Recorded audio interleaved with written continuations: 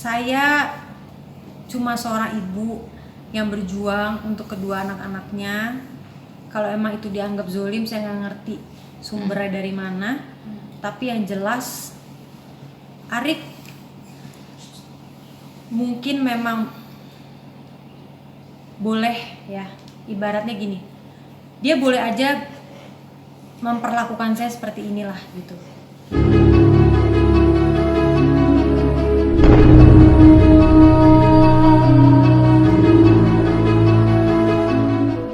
Iya, jadi kan memang hari ini jadwal eksekusi anak ya, karena memang dasarnya itu saya menang secara hukum atas kedua anak saya hak asuhnya.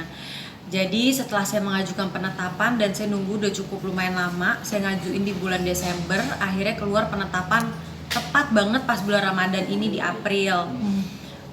Tadi saya datang didampingi oleh pihak pengadilan pastinya sama pengacara, dan memang SOP pengadilan itu ada dibutuhkan pengamanan, itu memang sudah SOP standar semua eksekusi lah gitu ya. Terus kita sampai sana jadwal setengah 10. Posisinya saya belum ketemu anak, jadi dalam rumah itu nggak ada anak, ternyata anaknya dalam kamar gitu. Cuman tadi sempat pas kita mau masuk ada note dari penjaga rumahnya, katanya satu, busannya nggak boleh ya bawa tas, katanya gitu. Oh ya, emang saya tuh benar-benar turun nggak bawa tas karena jujur saya udah duga, saya nggak bawa tas, saya nggak bawa handphone. Jadi saya benar-benar cuman bawa badan saya doang. Saya bilang iya saya nggak bawa tas kok gitu. Terus diingetin, busannya dan semuanya tolong ya nggak ada yang boleh ngerekam pakai handphone. Dah, terus saya bawa mainan. Nggak boleh busannya, kenapa? Saya tanya. Iya pesan dari Pak Talariknya nggak boleh bawa mainan anak. Terus akhirnya orang pengadilannya ngomong sama saya, udahlah Bu, ikutin aja dulu, yang penting kita masuk. Saya pikir ya udahlah saya ngalah deh, yang pentingnya tujuan utamanya ini untuk eksekusi gitu ya. Akhirnya udah dengan 3 catatan itu ya, saya nggak boleh bawa tas, saya nggak boleh bawa mainan anak, dan tidak boleh ada yang merekam apapun. Jadi handphone semua nggak boleh ada begini-begini gitu. Kita masuk, dah bismillahirrahmanirrahim, dan saya shock karena ternyata wow, sudah ada mobil sebuah stasiun televisi dan udah ada media di situ yang udah benar-benar standby dengan semua kameranya. Ya maksud saya gini loh, saya sebenarnya tidak keberatan dengan terlibatnya media ya, tapi maksud saya di sini harus ada asas keadilan gitu. Kalau memang dari saya awal saya belum nginjak tempat itu aja saya udah diwanti-wanti jangan ada yang merekam, tapi tiba-tiba dalam situ ada media, kan saya kaget dong. Udah, tapi saya tetap berusaha tenang kayak oh ya oke lah, udah ya udah tuh juga kita nggak ngapa-ngapain, ngapain takut gitu kan, kita menjalankan semua sesuai dengan prosedur. Begitu saya masuk, saya duduk, yang lebih bikin saya kaget lagi adalah di situ memang anggota keluarganya banyak ya, jadi ada bisa dibilang lebih dari 10 orang kumpul di rumah itu, dan rata-rata lebih dari 5 handphone atau kamera bisa saya pastikan itu merekam saya dan tim. Dari awal semua momen tuh direkam. Saya sempat ngomong, Pak maaf, kok ini pada ngerekam semua ya, sedangkan kami udah nggak ada nih yang mau ngerekam. Terus pihak tergugatnya ngomong, ini kan rumah kami, jawabannya gitu. Terus akhirnya yang masalah kedua, saya bilang kalau emang nggak mau direkam kenapa bisa ada wartawan ya, saya bilang kok bisa ada media masuk. Maksud saya gini loh, masuk ke dalam gitu loh Mbak, mending kayak cuma di depan rumah emang mau meliput gimana nih proses eksekusi ini, standby dalam kan berarti mereka akan merekam seluruh rangkaian yang menurut saya ini sensitif gitu loh. Ini kita mau ngomong anak ya kan, mau ngomong anak dalam artian kuranginlah faktor-faktor yang bisa bikin kira-kira keadaan menjadi tidak kondusif lah gitu. Dan ini adalah sebuah menurut saya ya dalamnya keluarga deh gitu. Tapi ya menurut saya ya udahlah nggak apa-apa. Akhirnya dia bilang ini kan rumah kami, jadi saya duduk, ini benar-benar di depan saya ya udah orang pada megang-megang handphonenya ngerekam semua. Ya udah saya masih diam aja tuh. Akhirnya udah, terus dibacain penetapan eksekusinya, memang sesuai prosedurnya seperti itu, dibuka lah itu ya eksekusinya. Terus ditanya anaknya mana, dalam kamar. Oh dalam kamar. Terus kita masuk nih ke kamar itu. Begitu kita masuk, saya nanya dong, kok dikunci kamarnya? Iya, anaknya ngunci dari dalam, soalnya ketakutan ngeliat orang rame-rame ada polisi. Hah? Kayak nggak tahu ya, menurut saya sih itu agak kurang masuk akal aja gitu. Maksud saya gini, lazim nggak anak di bawah umur, anak saya 8 tahun dan baru mau 6 tahun itu dikunci di kamar yang nggak ada kunci serep untuk buka dari luar gitu. Sekarang menurut saya kalau ada apa-apa di dalam, siapa yang mau tanggung jawab? Kalau saya sebagai ibunya, menurut saya itu adalah sebuah kelalaian. Maksud saya itu udah sebuah kelalaian. Kenapa anak di bawah umur bisa didiemin untuk di dalam kamar dikunci yang kita nggak ada akses? Itu satu yang saya keberatan. Yang kedua, saya bilang, ini orang rumah tahu kan semua kalau saya hari ini mau datang untuk eksekusi. Kok malah disetting kayak begini gitu loh? Maksudnya dia bilang nggak setting, anaknya kabur sendiri. Ya pasti kan kalian bisa atur dong. Anak saya ini masih anak kecil. Anak kecil itu kan gimana lingkungan dibentuk gitu loh maksudnya. Jadi kalau misalnya emang udah tahu mau saya datang, ya gimana biar dibikin kondusif lah. Kalau misalnya anak dalam kamar dikunci dan serumah bilang kuncinya nggak ada, udah hilang, ya itu artinya apa nggak sama juga mempersulit proses. Makanya itu yang bikin alot gitu. Jujur di bayangan saya eksekusi itu nggak lebih dari sejam loh. Saya menyiapkan mental adalah ini sejam selesai. Di bayangan saya nggak nyangka itu sampai sealot itu, sampai 2:30 sore itu eksekusi berlangsung. Saya bener-bener di luar ini saya banget deh. Terus udah gitu akhirnya saya coba rayu-rayu anak saya nggak mau keluar. Katanya, Umi mau ngapain? Umi mau nyulik aku ya, kata Sabira. Hah? Kok nyulik ya? Maksud saya kok bisa ada bahasa nyulik gitu? Itu tuh gimana sih kalau anak kecil nggak diomongin? Ya saya nggak mau fitnah orang, cuman mungkin nggak sih anak kecil tuh ibunya datang terus refleksnya berpikir mau nyulik, itu tuh pemikiran yang menurut saya nggak masuk akal deh kalau itu datang dari anak itu sendiri gitu loh. Saya bilang enggak, Umi mau ini kok, Umi cuma mau main doang gitu. Enggak, Umi jangan bohong katanya, aku nggak mau keluar karena Umi mau bawa aku kan, Umi mau culik aku kan. Sekarang saya bisa apa gitu? Saya di sini memang sadar kalau kondisi saya adalah saya udah nggak ketemu anak saya lebih dari setahun. Itu yang pertama. Terus saya nggak bisa kontrol apa aja yang apa ya istilahnya ditanamkan lah di anak saya gitu.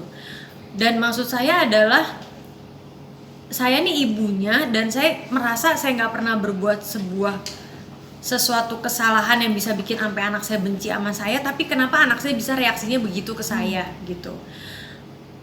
Dan itu pastinya ya membuat hati saya hancur lah gitu. Saya tuh tadi sampai di depan pintu itu kan posisinya pintu kekunci. Saya ngetok-ngetok terus, Rif, Bira ini Umi kangen, Umi mau ketemu. Mereka responnya kayak nggak mau gitu. Sampai itu ada momen saya udah lemes ya, saya lemes banget gitu loh. Maksudnya ya Allah nih saya mesti gimana gitu.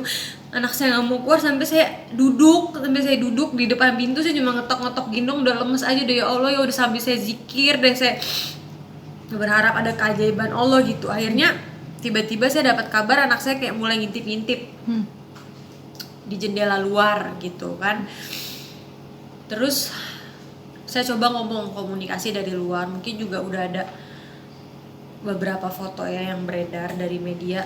Saya lagi depan jendela begitu tuh memang saya mencoba komunikasi sama Sabira, sama Syarif, dan alhamdulillah dengan saya komunikasi cuma lewat jendela yang ada horden, yang maksudnya mukanya aja tuh nggak jelas kelihatan tuh, mereka akhirnya melulu gitu. Jadi mereka lagi senang banget mamerin hasil mewarnai mereka di tablet lah ya kan, di tabletnya mereka. Terus aku bilang Umi mau dong mewarnai bareng, tiba-tiba saya dapat ide begitu. tapi aku mesti buka pintu dong. Iya, tapi Umi janji ya nggak bawa aku. Iya janji, bener ya Umi, demi apa Umi nggak bakal bawa aku, sampai saya disuruh sumpah gitu loh. Iya nak, ya saya juga iya, enggak kok, nggak Umi cuma mau ketemu, Umi kangen mau peluk.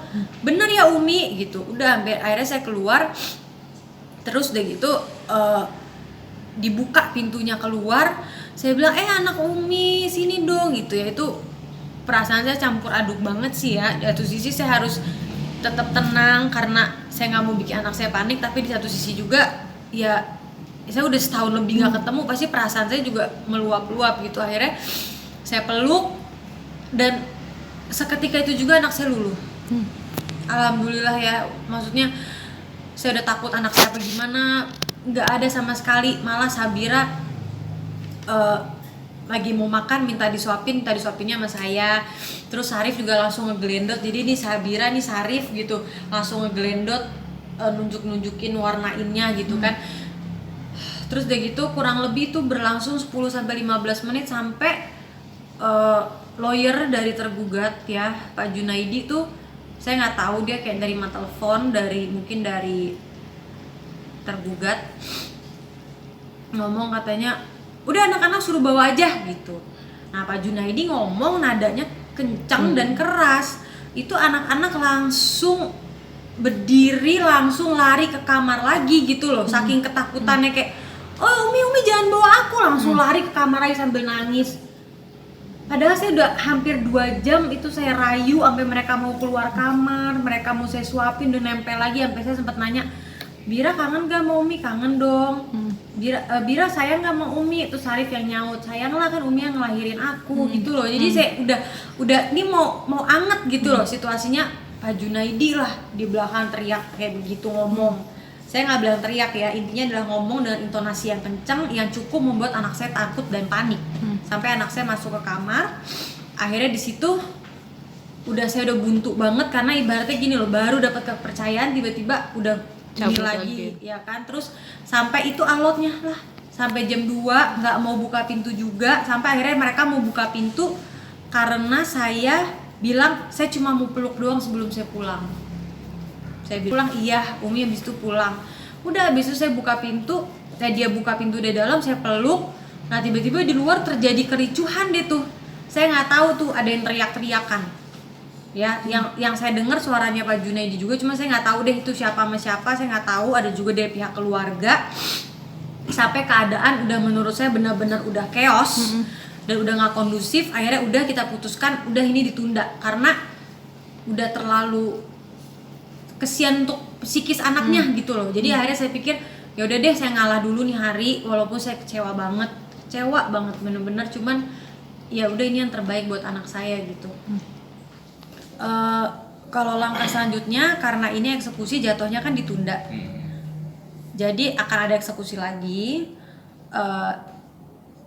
Ya memang sesuai dengan prosedur pengadilan ya Mas, karena memang itu adalah sebuah putusan yang sudah inkrah secara hukum. Jadi ya mau dilawan kayak apapun nggak akan ada gunanya. Itu adalah keputusan yang wajib untuk dijalankan. Ya sekarang apa gunanya hukum Mas?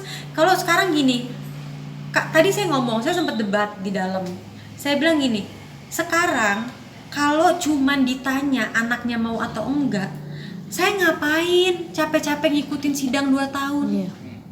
Apa gunanya saya 2 tahun bolak-balik ke pengadilan? Anaknya aja hari pertama bawa ke pengadilan dudukin, mau ikut siapa?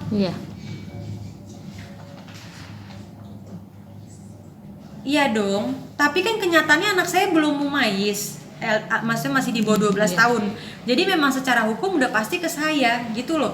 Jadi kalau sekarang yang diperdebatkan adalah anaknya nggak mau, itu udah nggak berlaku. Kalau emang cerita begitu dari hari pertama ngapain saya berjuang dong Mas?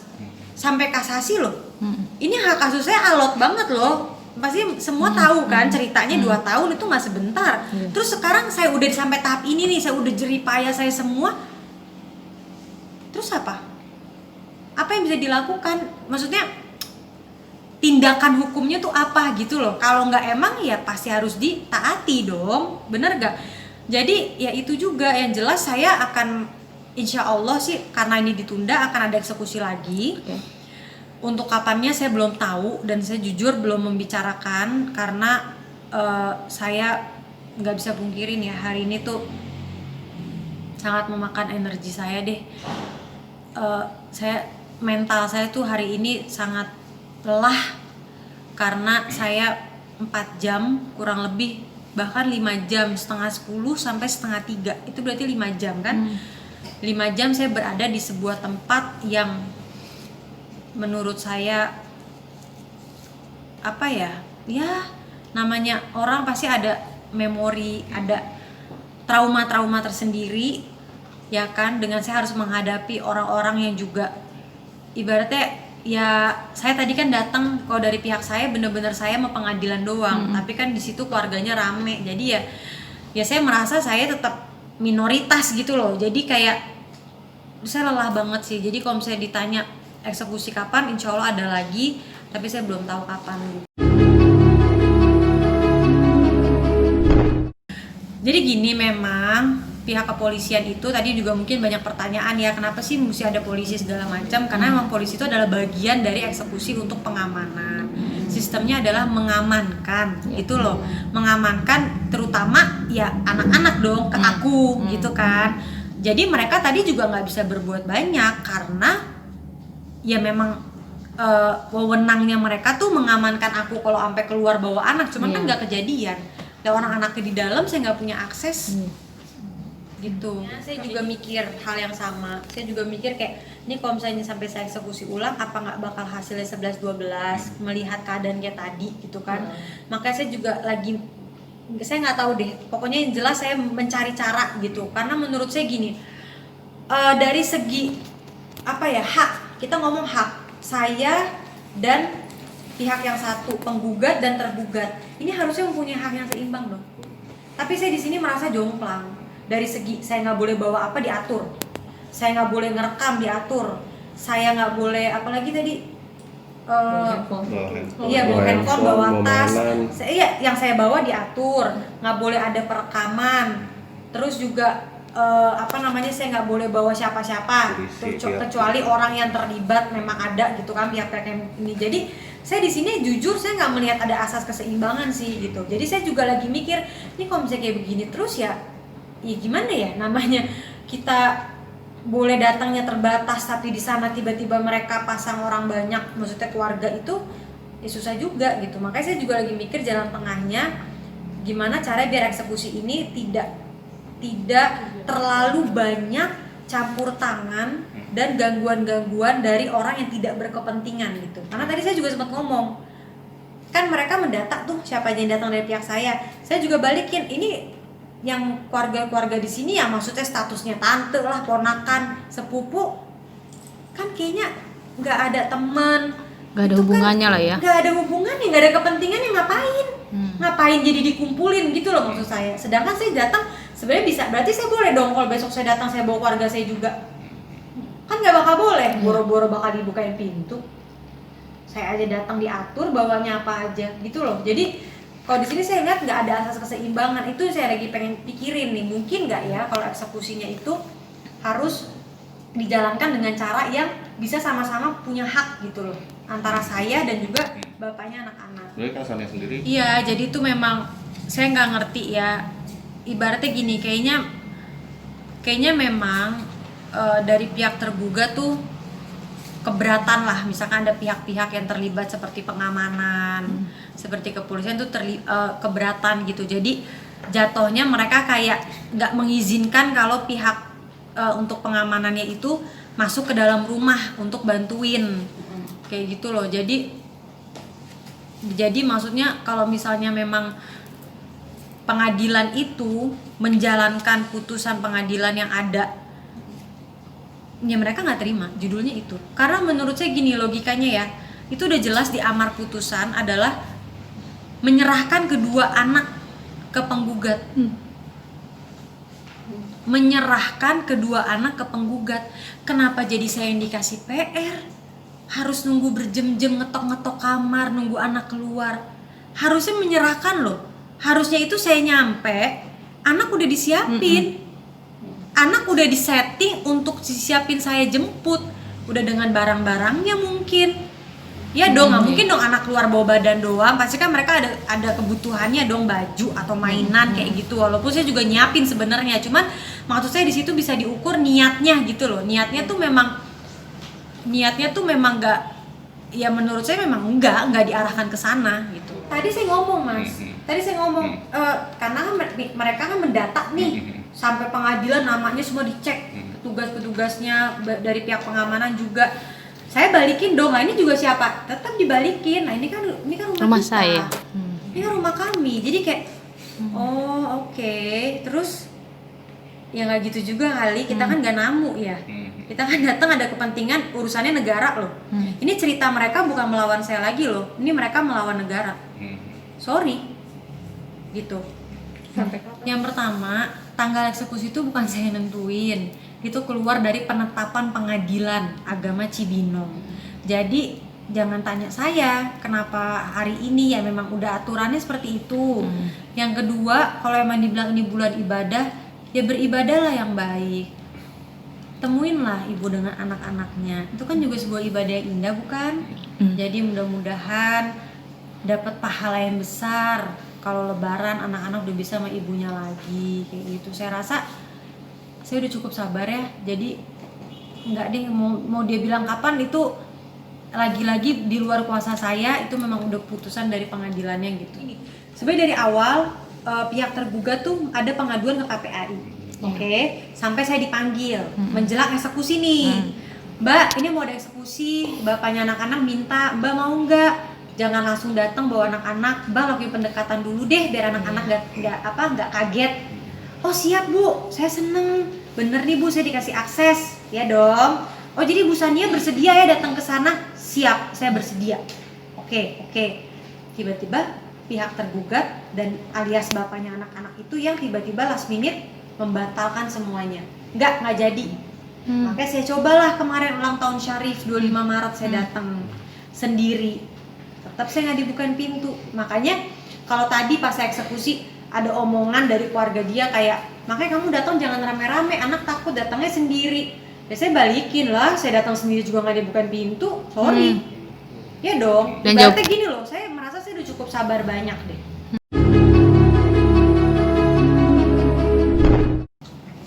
Pihak tergugat sendiri Ada tergugat itu ada nggak sih nih? Tergugat sendiri Atalarik yang di sini Nggak. sebagai bapaknya sendiri Ada di posisinya TKP. gimana? Nggak ada. Sempat ditanyakan nggak kenapa tergugat tidak ada di Katanya TKP? kerja.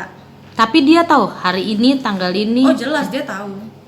Pak Marwa kan didampingi. Dia tahu kan ada surat panggil, ada surat pemberitahuannya untuk hari ini. Makanya itu yang tadi saya bilang, kan serumah tahu nih anak muda eksekusi. Ya masa alasannya anak kunci kamar gitu loh. Ngerti gak sih, kayak harusnya bisa diantisipasi dong cara-cara itu. Ya wajar dong kalau saya berpikiran emang niatnya mau dipersulit. Iya. Gitu loh. Ya saya nggak tahu ya siapa yang membentuk mereka. Cuman ya saya yakin lingkungan lah, siapa lagi. Saya nggak menuduh siapapun. Saya tidak bersuuzon ya. Tapi memang kenyataannya begitu. Mereka melihat muka saya, dialog yang keluar pertama adalah, Umi mau culik aku ya? Itu beneran begitu adanya gitu. Jadi ya gimana bisa disimpulin sendiri kali ya, kalau anak umur 5,5 tahun bisa ngomong kayak begitu tuh kira-kira gimana? Mungkin gak sih dia mempunyai logis gak anak umur 5 tahun mempunyai pemikiran yang kayak gitu? Kan menurut saya enggak ya. Gitu sih. Ya saya tahu anak saya ya, saya ibunya gitu kan. Menurut saya nggak ada sih anak yang nggak ada sebab benci ibunya, tuh menurut saya nggak masuk akal. Itu udah pasti ada faktor X gitu loh. Itu udah pasti ada faktor X. Makanya saya bilang di sini ada yang provokatif ya, sorry, emang betul. Karena menurut saya tahu anak saya nggak mungkin anak umur 5,5 tahun bisa berdialog, Umi mau culik aku, kalau nggak emang ada omongan. Saya nggak sebut siapa, tapi nggak mungkin tuh datang dari anak saya sendiri, tuh nggak mungkin. Itu yang sempat ricuh juga sama pengadilan, itu salah satu keluarganya dia. Bilang apa maksudnya? Ricunya seperti Ya apa? keberatan lah, ibaratnya keberatan dengan proses kita tetap kekeh mau eksekusi anak, mau bawa anak, tuh keberatan lah gitu, dianggap mengganggu lah gitu. Sekarang jadi gimana ya Mbak, anak saya gimana nggak histeris sih gitu loh. Anak kecil aja kan kalau ngeliat orang berantem pasti takut. Jadi sekarang jangan dibawa-bawa anaknya seakan-akan takut sama ibunya, ya orang keadaan yang udah mencekam. Tapi kan Saya ini rasa Saya nggak perlu komentar karena orang juga bisa menilai sendiri ya.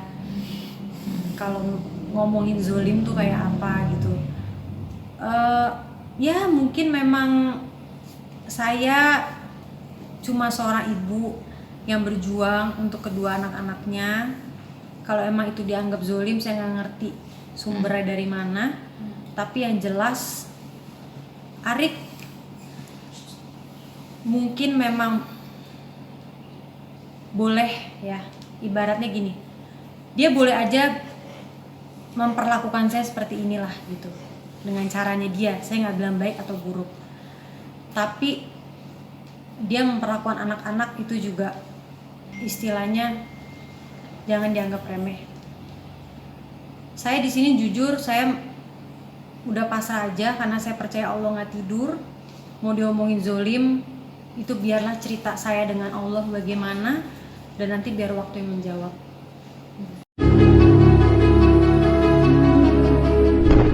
Ini alot, orang mesti berpikir ya Allah alot banget sih. Kayak ini cerita lu nggak kelar-kelar deh masalah anak. Ya mau gimana? Di satu sisi saya juga masih mempertimbangkan psikis anak saya. Di satu sisi saya juga menuntut hak saya gitu loh. Jadi ya memang harus ada kesabaran deh.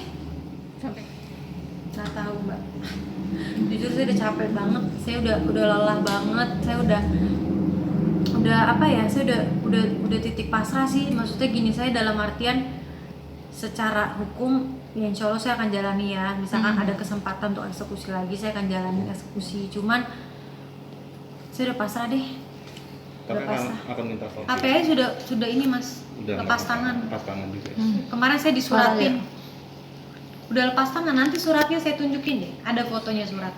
Jelas kok di situ dibilang dia sudah tidak ikut campur karena udah mencoba, detail kok tuh, mencoba untuk melakukan mediasi ternyata tidak berhasil, dan dia menyarankan untuk ya udah semua pihak ikutin aturan hukum yang berlaku ya, which is hukumnya emang udah menang di saya gitu loh. Maksud saya gini, ini sekarang saya udah menang, tugasnya anak-anak diserahkan, kenapa jadi saya lagi yang kena PR?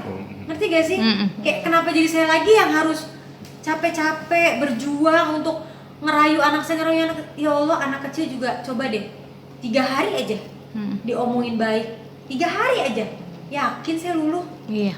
Yakin saya, itu gimana lingkungan gitu loh. Jadi maksud saya ya sorry, tapi saya melihat ya nggak ada kerjasamanya gitu. Memang saya melihat masih ada unsur dipersulit, itu aja. Berarti tidak. Iya, jadi ini ada surat dari KPAI ya. Ini adalah surat pernyataan tindak lanjut penanganan pengaduan dan penutupan kasus.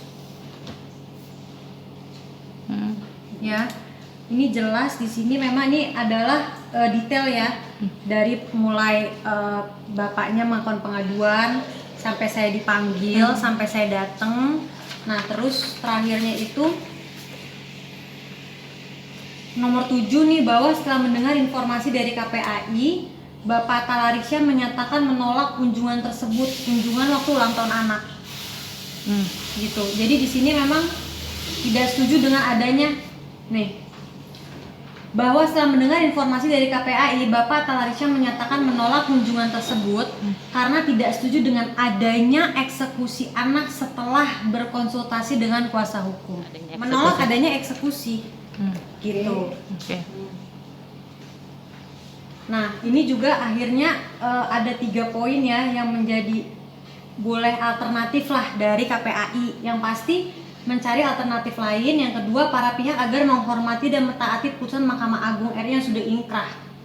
Tuh kan di sini aja KPAI ya sebagai Komisi Perlindungan Anak Indonesia itu sudah menyarankan untuk memberikan mengikuti putusan hukum yang sudah ada.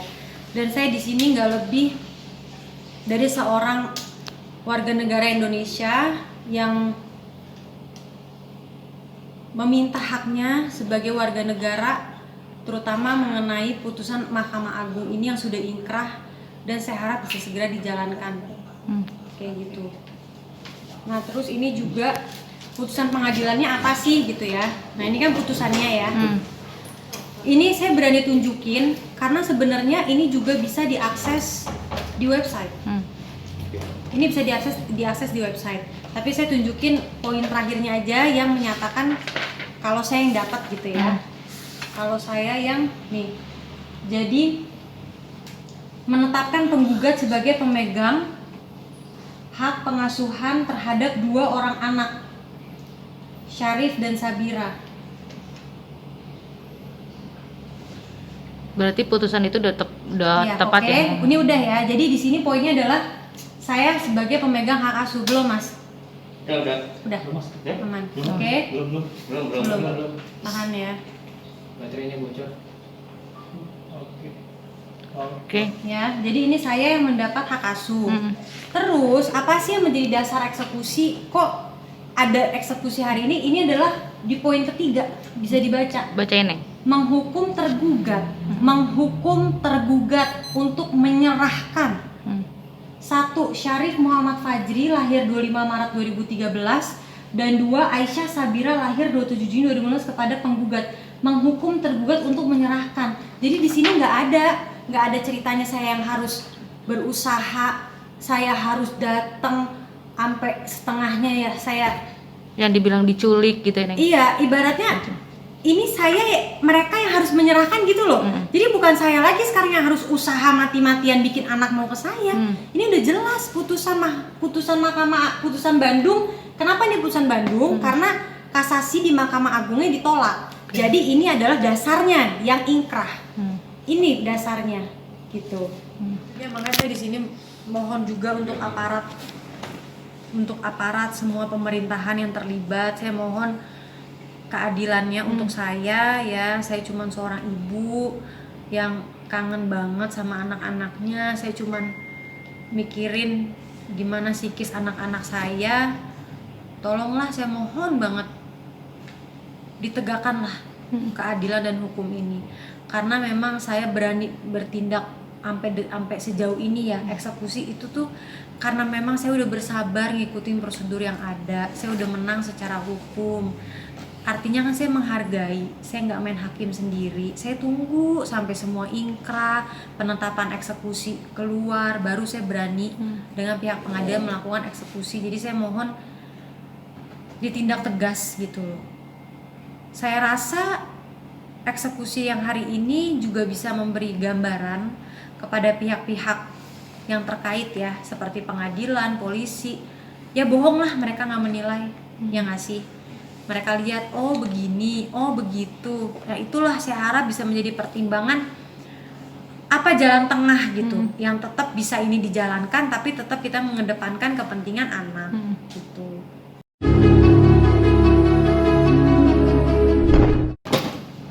Ini saya bawa jam, karena ini kesukaannya Syarif. Jam lucu lah, ini ada kayak sinar-sinarnya bisa ngeluarin. Terus Sabira kan kayak saya suka makeup, jadi saya bawain alat makeup gitu. Ini tas, kalau dibuka isinya makeup semua.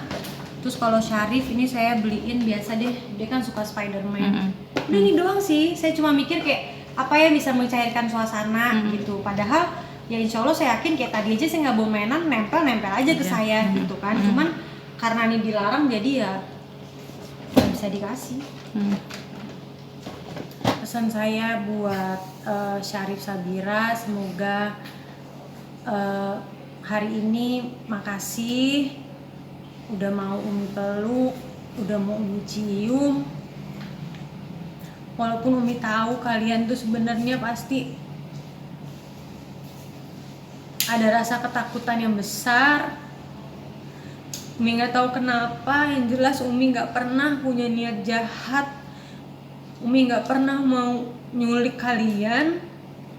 Umi nggak pernah mau bawa paksa kalian atau kayak gimana. Bener-bener Umi cuman mau menjadi ibu aja untuk kalian gitu. Umi cuma pengen bisa ngerawat kalian, ngurus, ngerasain tidur bareng lagi sama kalian, ngerasain nyuapin, main bareng.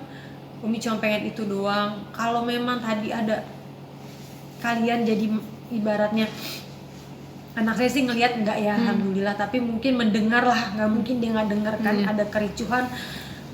Semoga kalian ngerti dan gak salah paham kalau maksud dan tujuan Umi gak lain dan gak bukan cuma pengen bisa bareng kalian lagi, dan Umi cuma pengen bisa kalian tahu dan sadar, walaupun tadi kalian kelihatan takut, kalian mau teriak-teriak, kalian suruh Umi pulang, tapi Umi yakin banget, Umi percaya 100%